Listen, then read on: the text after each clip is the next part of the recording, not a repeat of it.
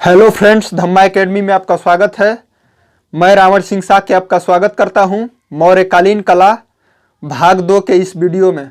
दोस्तों, जिन्होंने part first को नहीं देखा है वो लोग जरूर देख लें। मौर्यकालीन कला पार्ट फर्स्ट में हम लोगों ने राजतक्षकों द्वारा निर्मित कला को पढ़ा था, जिसके अंतर्गत हम लोगों ने राजप्रसाद, गुहा निर्माण कला और स्तंभ निर्माण कला के बारे में पढ़ा था।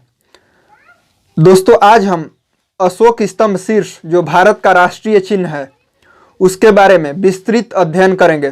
दोस्तों, इस टॉपिक से हर एक एग्जाम में प्रश्न पूछे जाते हैं, तो एग्जाम की दृष्टि से हम लोग इस टॉपिक को देखेंगे और याद भी कर लेंगे। स्तंभ निर्माण कला में हम लोगों ने अशोक स्तंभ की विशेषताएं, साथ ही अशोक स्तंभ और ईरानी स्तंभों में तुलनात्मक अध्ययन किया था, और 7-8 स्तंभों के बारे में हम लोगों ने पिछले वीडियो में पढ़ा था, और उन स्तंभों पर कौन सी पशु आकृतियां हैं इसको भी देखा था, जो एग्जाम की दृष्टि से बहुत ही महत्वपूर्ण थे। तो आइए शुरू करते हैं आज अशोक स्तंभ शीर्ष के बारे में।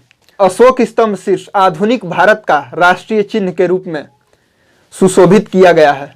ये है सारनाथ का अशोक स्तंभ शीर्ष। इसमें आइए देख लेते हैं क्या क्या है, कौन कौन सा पार्ट क्या कहलाता है। दोस्तों, ये जो ऊपर वाला भाग है ये धम्मा व्हील। क्या है? धम्मा व्हील यानी धर्म चक्र। धम्मा व्हील यानी धर्म चक्र।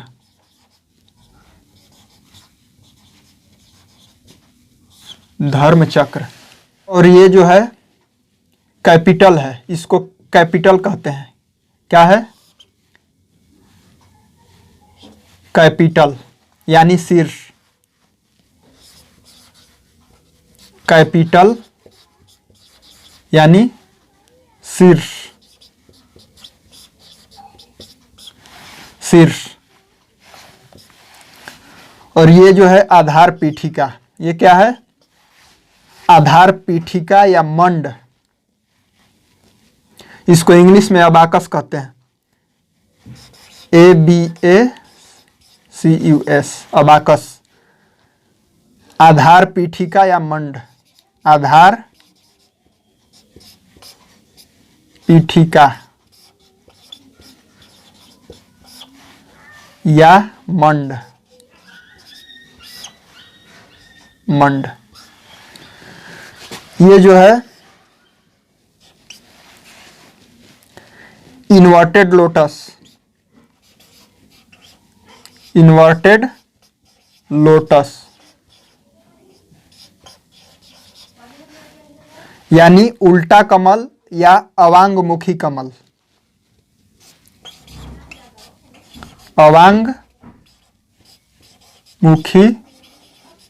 कमल।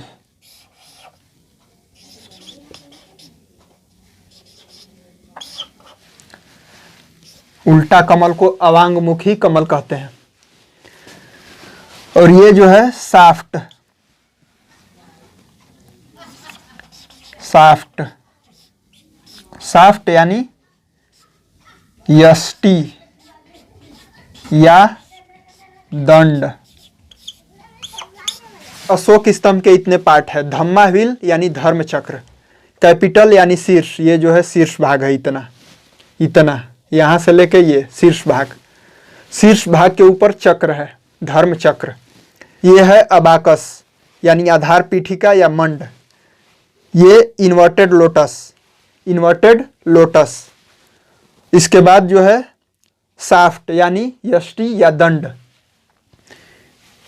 इसके बाद हम लोग देखेंगे कि इसकी क्या विशेषताएं हैं, कहां से प्राप्त हुआ, क्या इससे प्रश्न पूछे जाते हैं, उसको देखेंगे। पहला, ये भारत का राष्ट्रीय चिन्ह है। क्या है? भारत का राष्ट्रीय चिन्ह। आधुनिक भारत का राष्ट्रीय चिन्ह।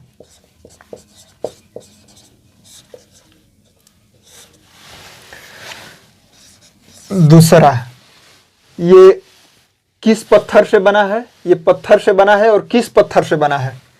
चुनार के लाल बलुआ पत्थर से। Chunar red sandstone.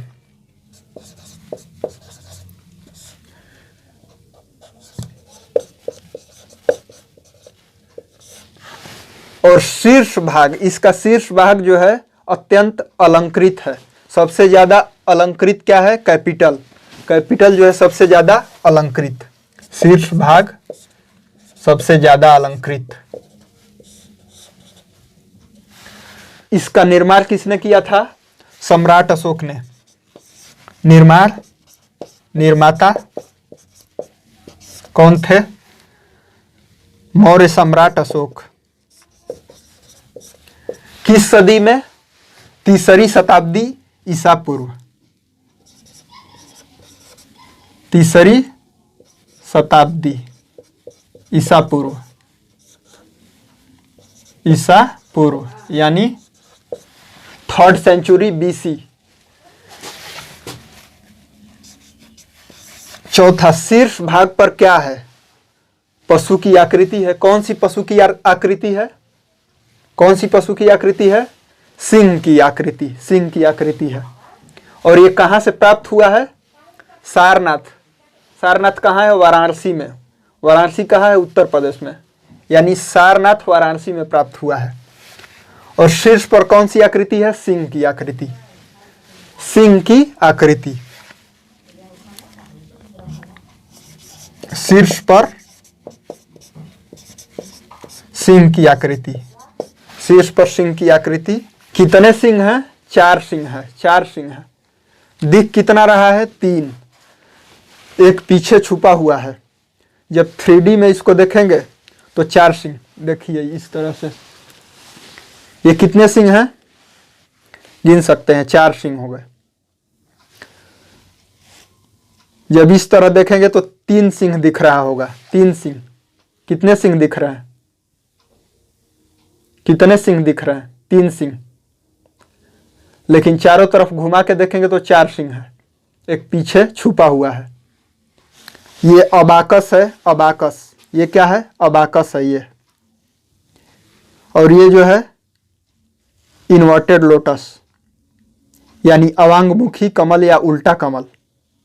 और इसके नीचे जो लगा होता है वो साफ्ट होता है यानी यष्टि या दंड। और इसके ऊपर जो है एक चक्र था जो इस समय टूटा हुआ है, म्यूजियम में रखा हुआ है। वो इस पे नहीं लगा है। तो कितने सिंह हैं? 4 सिंह। 4 सिंह। 4 सिंह है। और ये सिंह किसके प्रतीक के रूप में है? धर्म चक्र प्रवर्तन। भगवान बुद्ध के धर्म चक्र प्रवर्तन के रूप में। भगवान बुद्ध के धर्म चक्र प्रवर्तन। धर्म चक्र प्रवर्तन। प्रवर्तन के प्रतीक के रूप में।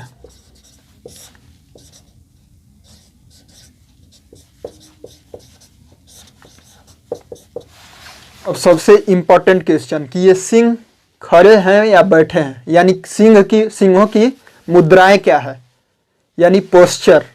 अब इसमें दो चीज, मुद्राओं में भी 2 तरह से देख सकते हैं। पहला ये कि सिंह की मुख मुद्राएं यानी मुंह की मुद्राएं क्या है, और ये दूसरा ये शरीर की मुद्राएं क्या है। तो उसको देखिए। मुद्राएं, मुख मुद्रा, दहाड़ने की मुद्रा क्या है? मुख मुद्रा क्या है? दहाड़ने की मुद्रा यानी गर्जना करते हुए।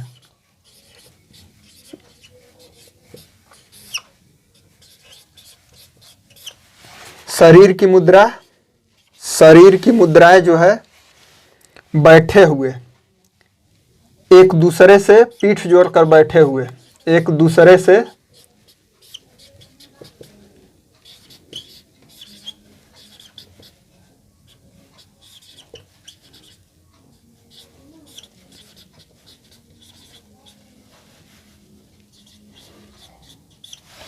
तो ये मुद्राएं बहुत ही इंपॉर्टेंट है, क्योंकि ये हाल ही में जो है NBS यानी नवोदय विद्यालय के एग्जाम में, TGT के एग्जाम में पूछा हुआ था 8 के। अशोक स्तंभ शीर्ष में सिंह की मुद्राएं क्या है। अब उसमें ये क्लियर नहीं किया था कि मुख मुद्राएं या शारीरिक मुद्राएं पूछ रहा है, लेकिन इंग्लिश वर्जन में पोस्चर दिया था। पोस्चर यानी शारीरिक मुद्राओं से मतलब है उसका। तो शारीरिक मुद्राओं आंसर क्या दिया था? खड़ा है, लेकिन ये बैठे हुए हैं। कोई भी बुक देख लीजिए, चाहे वीएस अग्रवाल हो भारतीय कला या एनसीईआरटी देख लीजिए, जिसको आधार बनाकर प्रश्न एनबीएस पूछता है, उसमें भी जो है बैठे हुए दिया है, जबकि आंसर क्या दिया है? ये लोग दिए हैं खड़ा हुआ। खड़ा हुआ नहीं है, ये बैठा हुआ है। सिंह बैठे हुए हैं। इसमें ये दहाड़ते हुए मुद्रा क्यों है? सिंह गर्जना कर रहे हैं। अब किसकी गर्जना कर रहे हैं? ये सिंह नहीं, भगवान बुद्ध के प्रतीक हैं। क्या है? सिंह नहीं है, ये भगवान बुद्ध के प्रतीक है। बौद्ध ग्रंथों में भगवान बुद्ध के लिए नरसिंह और शाक्य सिंह का प्रयोग किया गया है।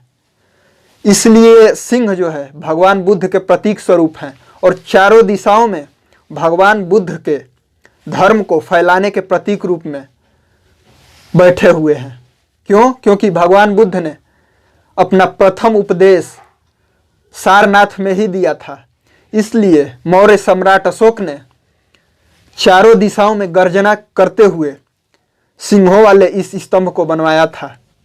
अब आधार पीठिका क्या है इसमें? ये है आधार पीठिका के बारे में देखते हैं। आधार पीठिका यानी अबाकस में चक्र बने हुए हैं। क्या बने हुए हैं? चक्र। ये भी क्या है? ये भी धर्म चक्र है। इसमें कितनी तिल्लियां हैं? 24 तिल्लियां हैं। आधार पीठिका में 4 चक्र बने हुए हैं। कितने चक्र? 4 चक्र बने हुए हैं। और कितनी तिल्लियां हैं इसमें? यानी आरे कितने हैं? 24 आरे हैं।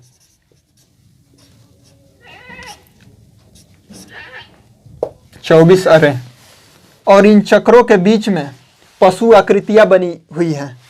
ये पशु आकृतियां कितनी हैं? 4 हैं। कितनी हैं? 4 पशु आकृतियां। 4 पशु। और कौन कौन से पशु हैं? हाथी, घोड़ा, पालकी। हाथी, घोड़ा, सिंह, बैल। याद करने का तरीका है केवल। ये 4 हैं। हाथी, घोड़ा, सांड, सिंह बने हुए हैं इसमें। ये जो है इसमें।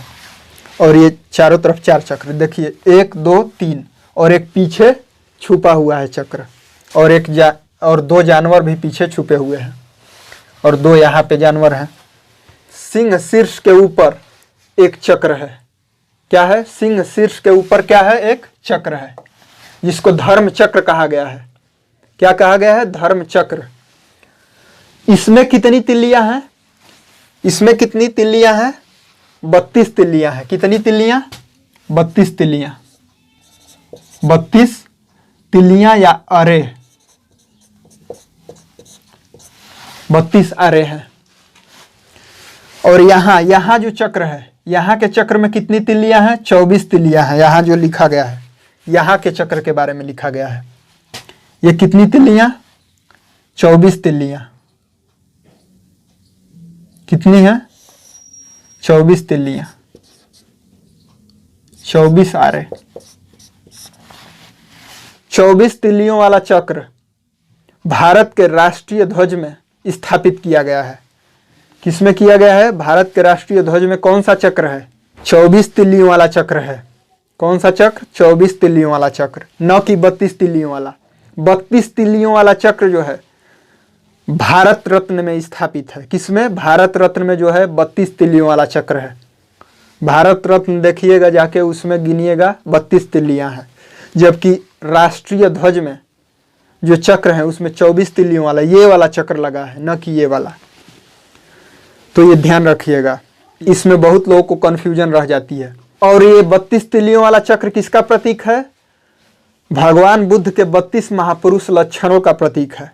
मतलब स्वयं भगवान बुद्ध का प्रतीक है, यानी भगवान बुद्ध के धर्म चक्र प्रवर्तन का प्रतीक है। जैसा कि मैंने पिछले वीडियो में बताया है कि सम्राट अशोक के सभी स्तंभों पर अति चमकदार पालिश लगी होती थी, यानी हाईली पॉलिश्ड होते थे।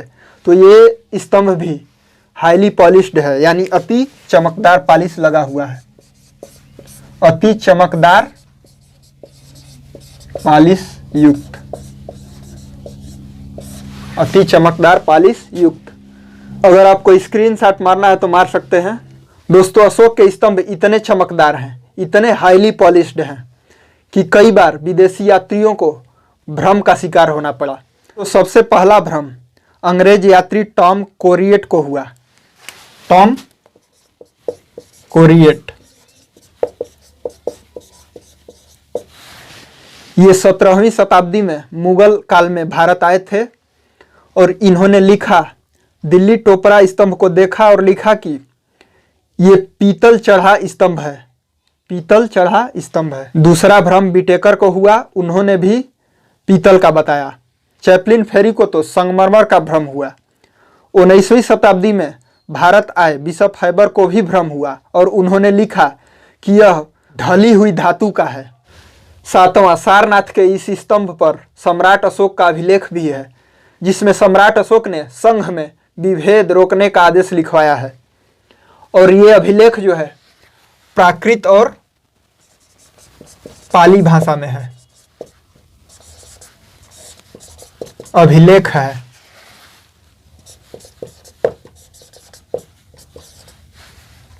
किसमें है? प्राकृत भाषा और ब्राह्मी लिपि, प्राकृत भाषा और ब्राह्मी लिपि में है।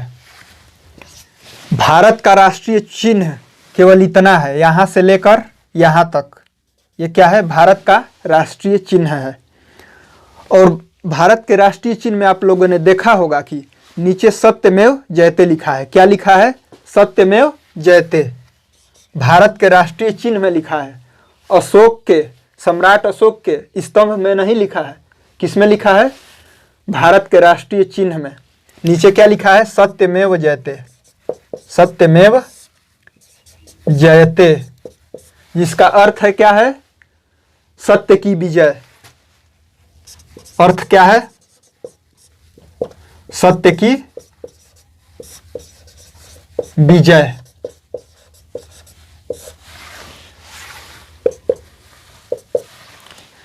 और ये कहां से लिया गया है? मुंडको उपनिषद से। किससे लिया गया है? ये सत्यमेव जयते किससे लिया गया है? मुंडको उपनिषद। कई बार ये प्रश्न पूछा हुआ है विभिन्न एग्जामों में कि सत्यमेव जयते, राष्ट्रीय चिन्ह में सत्यमेव जयते कहां से लिया गया है? तो मुंडको उपनिषद से।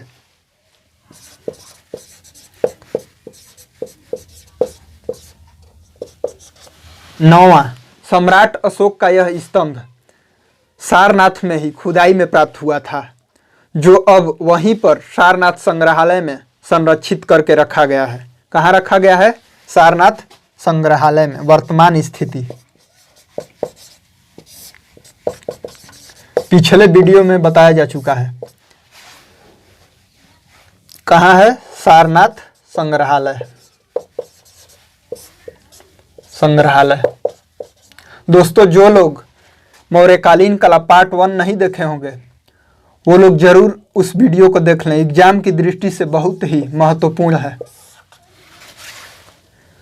और ये संग्रहालय कहाँ है? सारनाथ वाराणसी में। सारनाथ वाराणसी, उत्तर प्रदेश। तो दोस्तों, आज का यह वीडियो समाप्त हुआ। जाते जाते एक प्रश्न आपके लिए छोड़ जाता हूं, उसका आंसर कमेंट बॉक्स में आप लोग जरूर दें। दोस्तों, राष्ट्रीय ध्वज में कितने रंग हैं?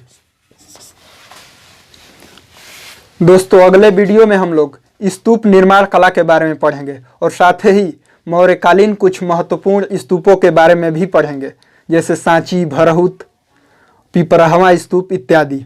उम्मीद है कि यह वीडियो आपको ज़रूर अच्छा लगा होगा। अगर अच्छा लगा है तो कमेंट बॉक्स में फीडबैक ज़रूर दें और साथ ही चैनल को सब्सक्राइब और वीडियो को अपने दोस्तों के साथ शेयर ज़रूर करें। आज के लिए इतना ही। आपका बहुत बहुत शुक्रिया।